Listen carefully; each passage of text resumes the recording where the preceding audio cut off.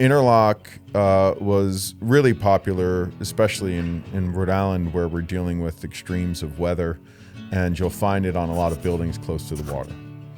And since it was a 1890s, 1900, or right around that period, we see a lot of late Victorians with it, and we see all the way up until the 1940s and 50s that use this type of system, until we kind of came up with other ways to kind of keep the draft out.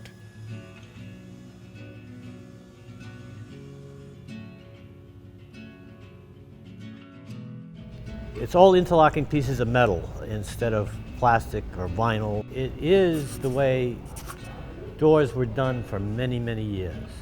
These guys in the field run into it constantly. I did a tremendous amount of interlock work along the coast, houses facing the ocean, because the wind would drive the rain against the doors and it would just go right through the gasket. So we interlocked them because it's made to drain water away from the house.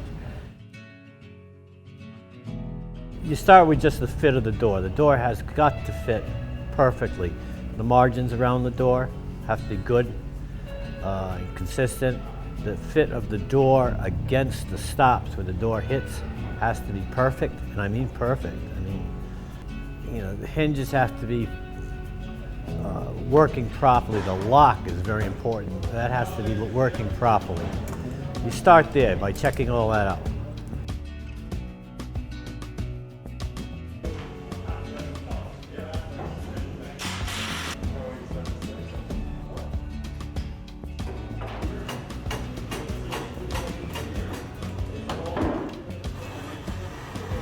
And then you make any adjustments needed to make all of that as perfect as you can make it.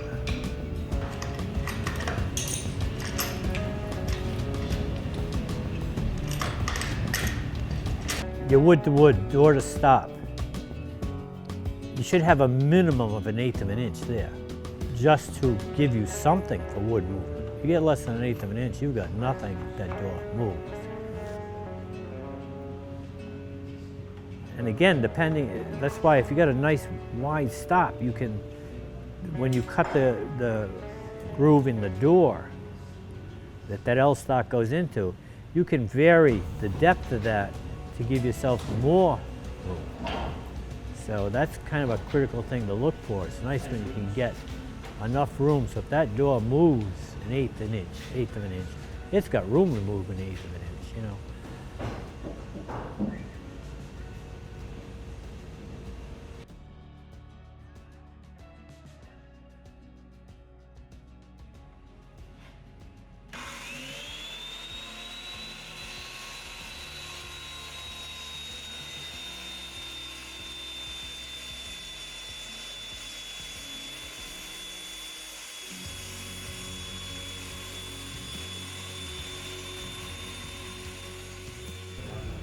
You cut a rabbet on 2 sides of the door, which a L-shaped piece of metal goes into, forms a channel.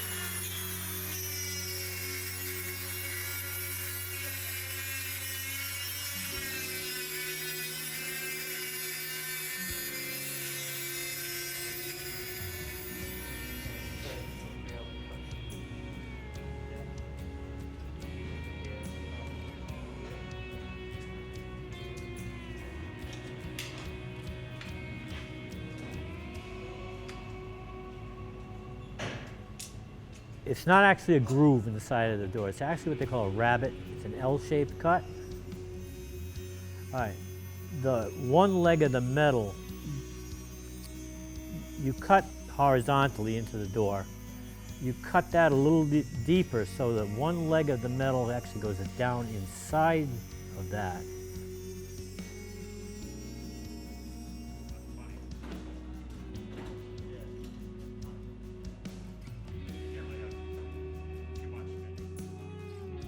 It just helps make a better seal because now that the edge of the metal is inside wood.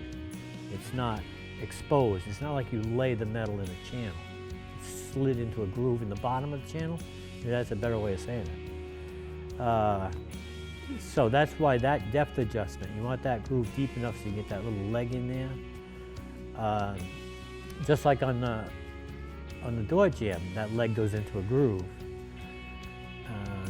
So there's that adjustment, and then the other adjustment is from the edge of the door in, the depth of your cut. You don't want the metal to be protruding past the face of the door.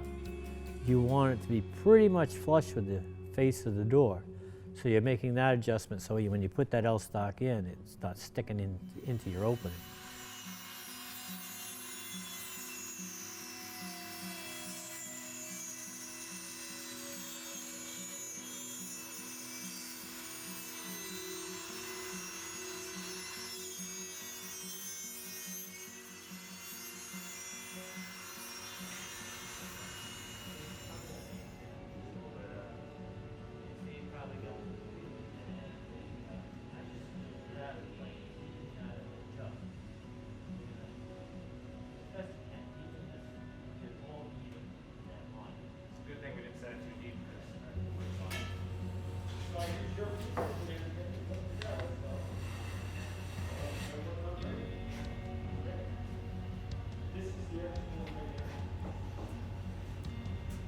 Top lock side. And there's a groove that goes down the hinge side of the door. That has a piece that is attached to the door jamb next to the hinges that when you close the door goes inside that groove. And then on the lock side on the jamb, there's another L piece that interlocks with the one that's on the door, so when they come together, they interlock.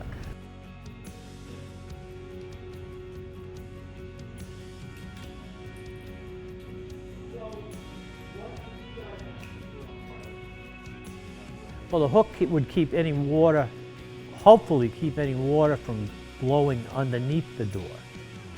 You know, if you get a good windy driving rain, it could conceivably force its way through the bottom of the door. So what happens is it's going to go through, but it's going to hit that hook, so it can't get in. If it does get in, it's just going to drip into the water channel and go back outside.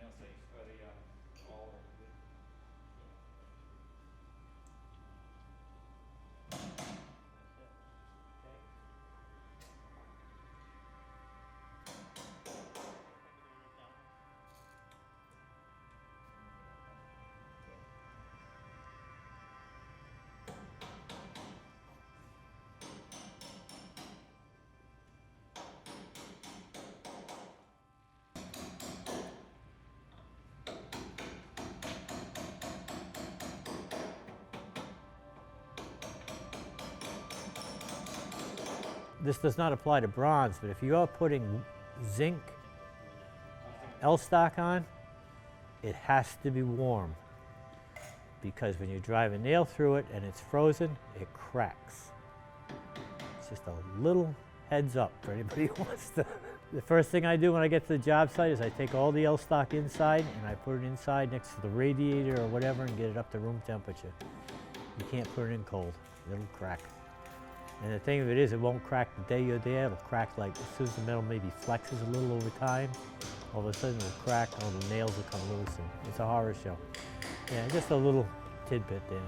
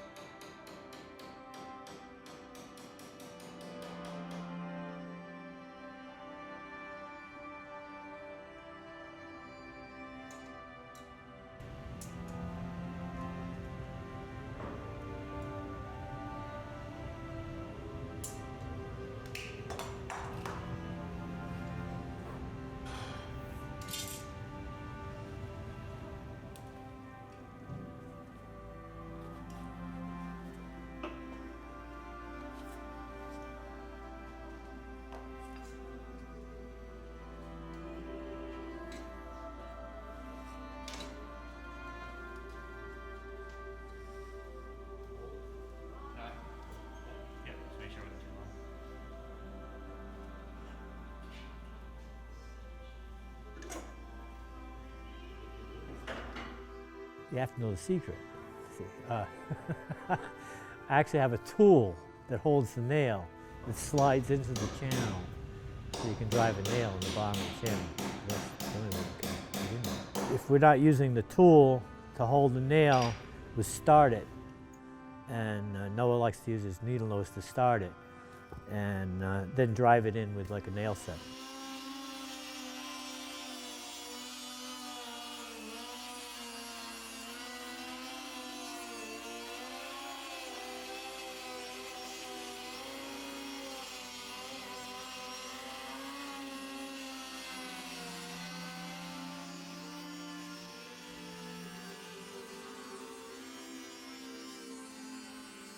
That depth is actually not that critical. As long as you got room for the leg of the metal to go in there, you're fine. You should actually have enough depth so that you can push that metal in and out a little to adjust.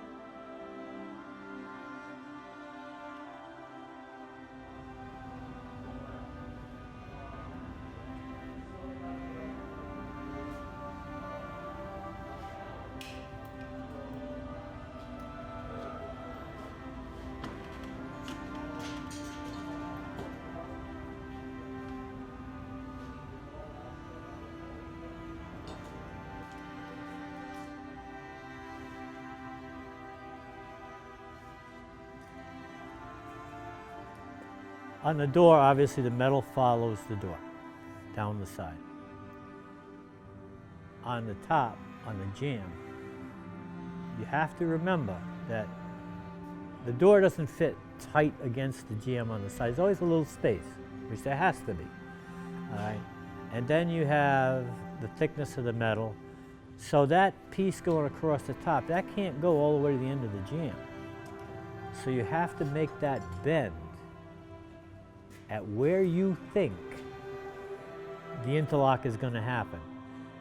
And you can do that pretty much by, if you look at, you put a scribe mark around the door. When you close the door and you run, I run a pencil around the stop, so I can see exactly where the stop is. And I can look at that top corner and know, all right, the stop the door is hitting the stop by 1/8 of an inch. My weather stripper is going to be slightly beyond that, so I'll make my bend there.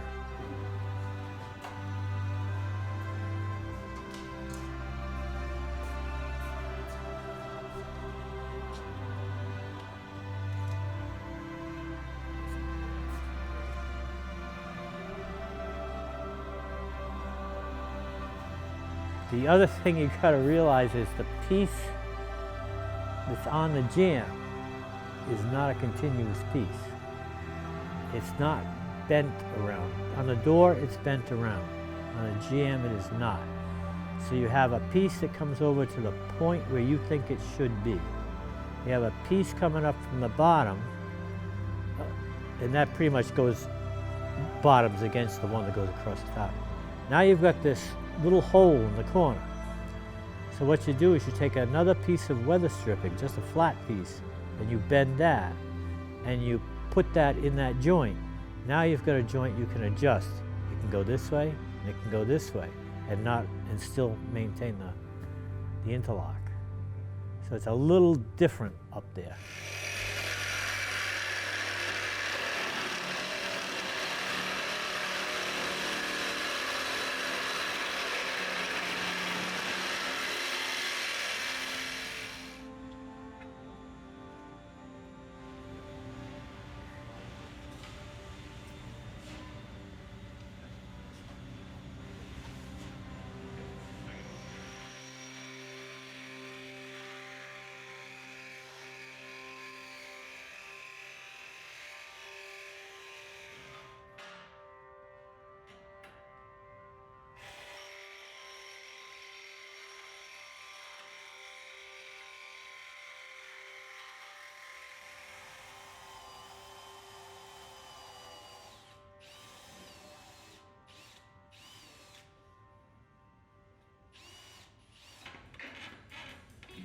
I was cutting the weep holes.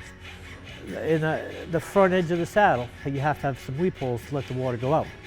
So I just use the edge of a file and make a couple of weep holes. You can pay the company to do that, but I'm not going to pay them $50 to do that. I'll do it myself. I'm Yankee.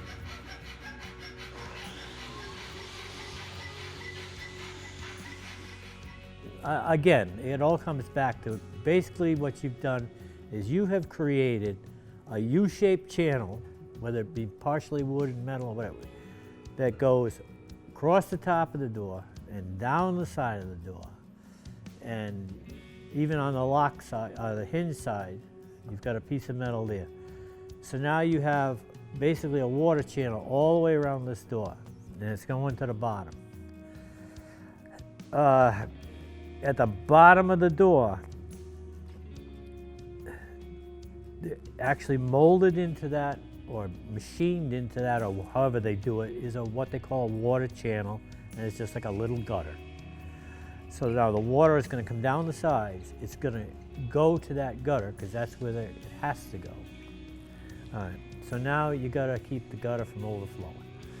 So where it interlocks, there's kind of a shelf where it interlocks and the hook goes into it. Right underneath that, there's a little rise, there's a little flat spot. So you drill, I like 4, some guys do 2, whatever, holes through to the inside of your saddle. So now you're dumping water underneath the saddle, basically, okay? Now you gotta get the water out of there. So on the front edge of the saddle where it hits your wood sill, you just file some weep holes so the water can travel and go right out from underneath the saddle.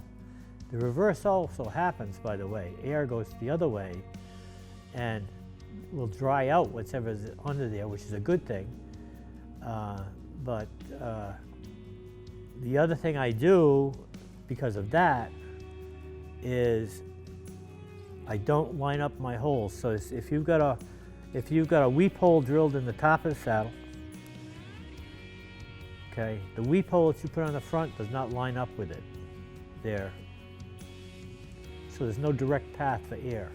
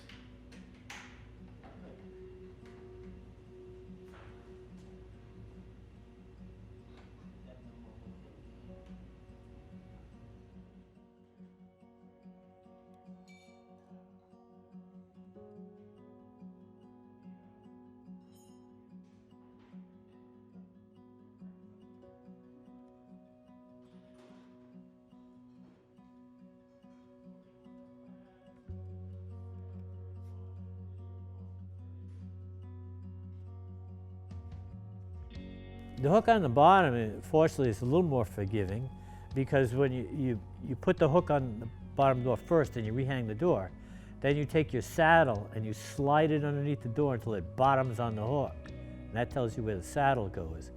So that depth of cut on the bottom, if you're off a little bit, it's not really that big of an issue, because you're pushing the saddle to meet it.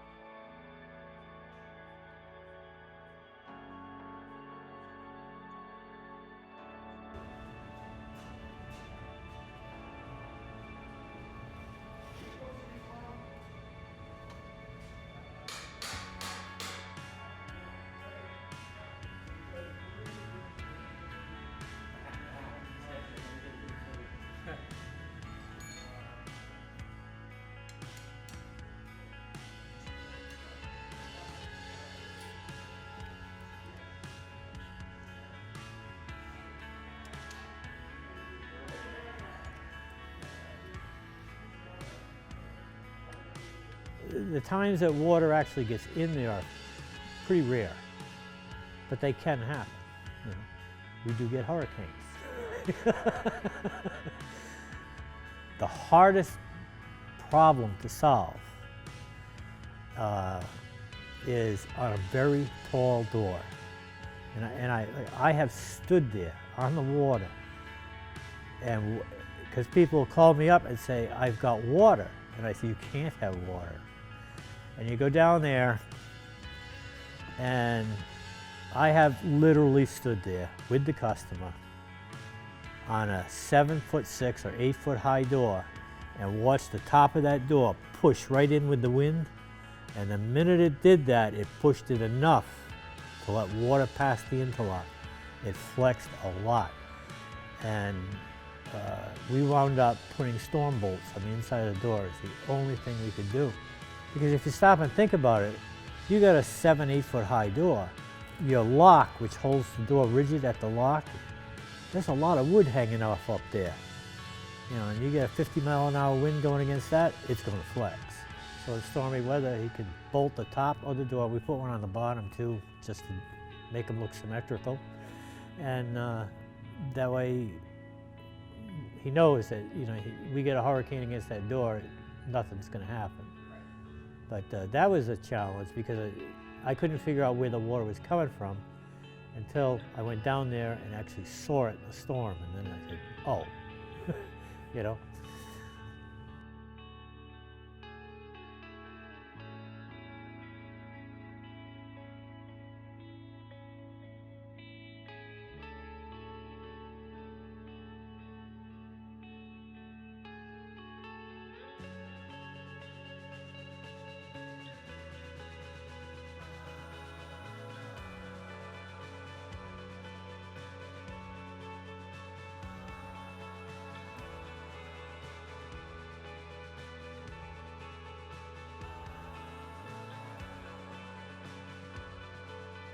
So you're going to check your door to stop fit and the margins around the edges, around the perimeter of the door. Adjust, do whatever you need to make those as perfect as you can get them. Right. Then you're going to cut the grooves in the door and in the jamb to accept the metal. You're going to cut the bottom of the door to accept the hook on the bottom. You're going to once the door is off, then you put all the metal on the door, you put the hook on the bottom, rehang the door, put your metal on the frame and adjust whatever you have to adjust to get everything working properly, and that's that.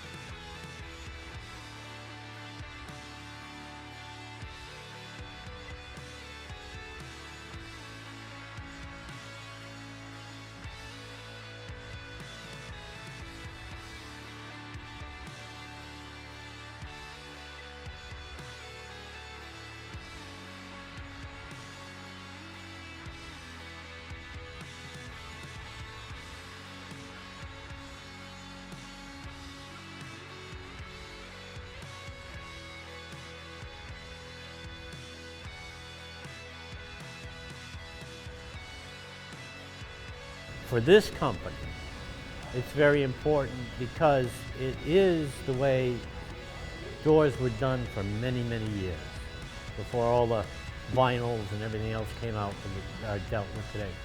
So being the case, these guys in the field run into it constantly. So they need to know what it is, how it works, and how to deal with it. All right, so for this company, it's very important. For the whole industry, it's not quite as important, but it has a place because it has a place in two respects. One is obviously people in older homes have it and need it fixed, repaired like anything else. But also, its big advantage is it is very good in keeping weather-driven water out of your house, whereas gasket does not. Okay, I did a tremendous amount of interlock work along the coast, houses facing the ocean, because the wind would drive the rain against the doors and it would just go right through the gasket. So we interlock them because it's made to drain water away from the house. It's a very, very good system for that. It has other faults, everything does, but that's why I think this is important, because it does have a definite place for it, you know. And people do ask for it, believe it or not, still.